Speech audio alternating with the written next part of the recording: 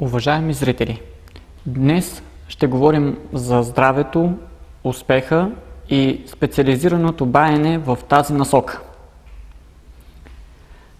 От незапомнени времена се знае за невероятната сила на концентрираната и натрапчива мисъл, тази на словото, доброжеланията и за тази на емоциите, които в комбинация създават влиятелна творческа сила.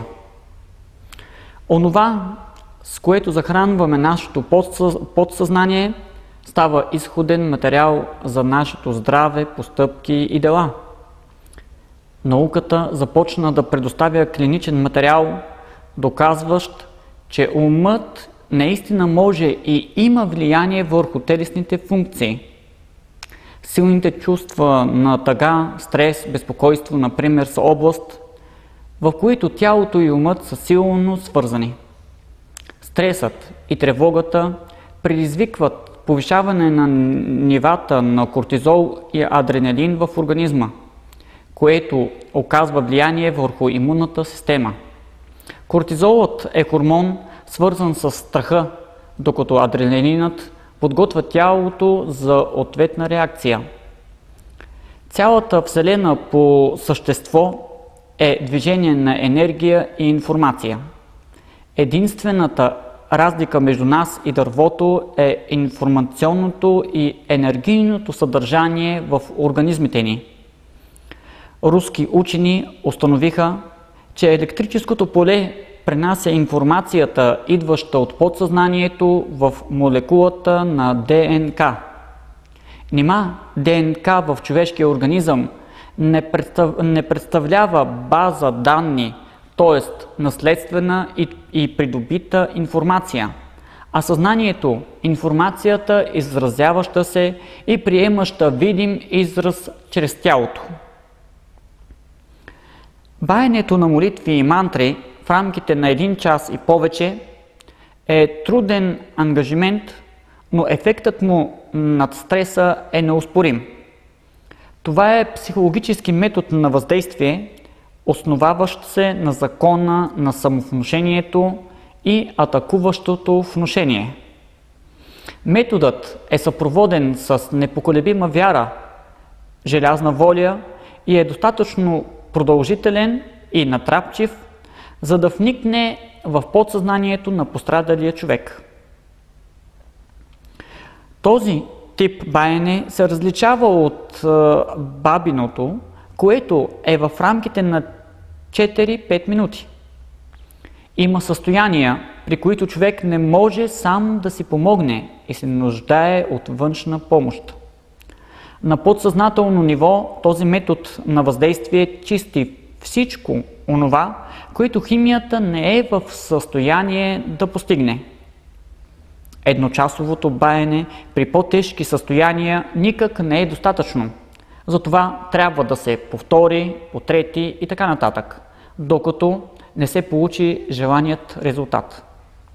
Под формата на реакции и превъзбуда психиката и организма се освобождават от тези негативни натрапчиви мисли и емоции. Те се провокират от следните първопричини. Първо, естествено обективни причини и шокиращи обстоятелства. Второ, от външни енергийни вмешателства, които в стандартната медицина най-често се окачествяват като наследствени болестни състояния, симптоми без диагноза или самовнушения. Самовнушението е невероятно изкуство, при което има самоконтрол. Ако човек умее да си внушава ужасни послания, тогава би могъл и противоположното, с лекота да ги отмени. След като не е в състояние на това, съдим, че има външно вмешателство, т.е. психоатака, отключваща подобни състояния. Методът е използван от древни времена и е напълно обясним от научен аспект. В зависимост от постоянството и подновяването на процедурата, Баенето облекчава и отстранява притеснение, напрежение, нервност и стрес.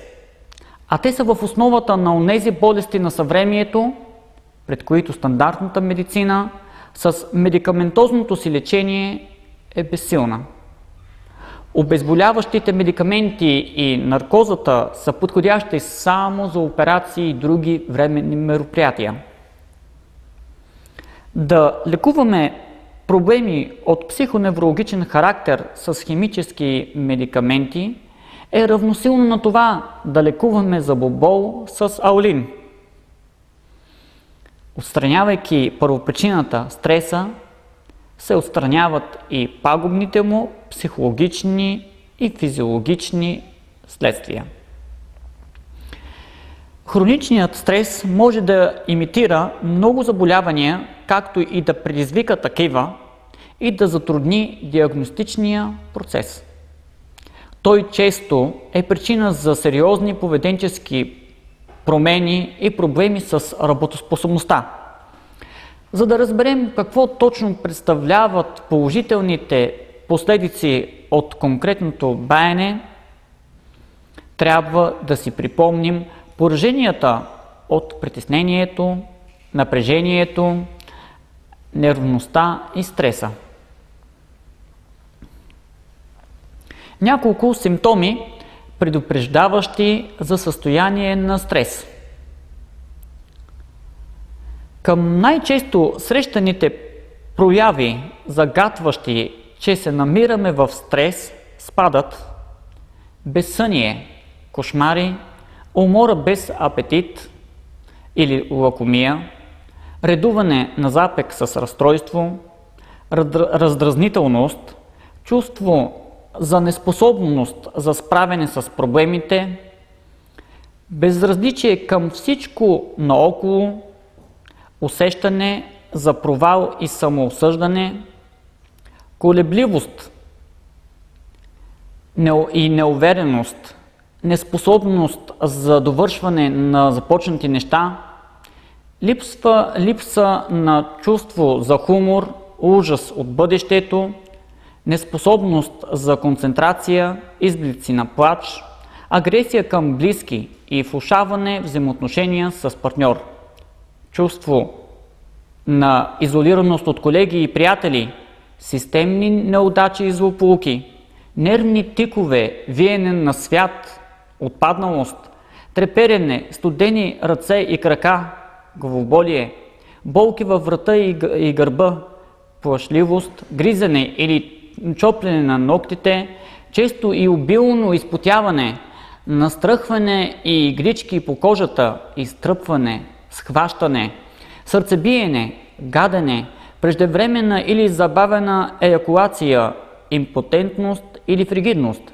прибягване към алкохол, цигари, наркотици, повишена притеснителност, негативни натрапчиви чувства на паника и тревожност и много други. Няколко болести, до които води състоянието на продължителен стрес. Нервна депресия, повишено кръвно налягане, исхемична болест на сърцето, включително и сърдечен инфаркт, инсулт, кисти, безедова болест, гуша, миома, рак, анемия, епилепсия, гърчове и припадъци, гастрит, язва, хипертония, множествена склероза, страхова невроза, шизофрения, Паркинсон, псориазис, туберкулоза, тромбоза, хепатит, цироза, алергия, синдром на раздразненото дебело черво, захарен диабет, затлъстяване, анорекция, алергия, нарушение в функцията на щитовидната железа, местопатия, бъбречна недостатъчност, проблеми с менструацията, безсъние, депресия, хронична умора, безплодие, шум в ушите и много други. Негативните мисли, стресът, оказват лошо влияние върху тялото и мозъка.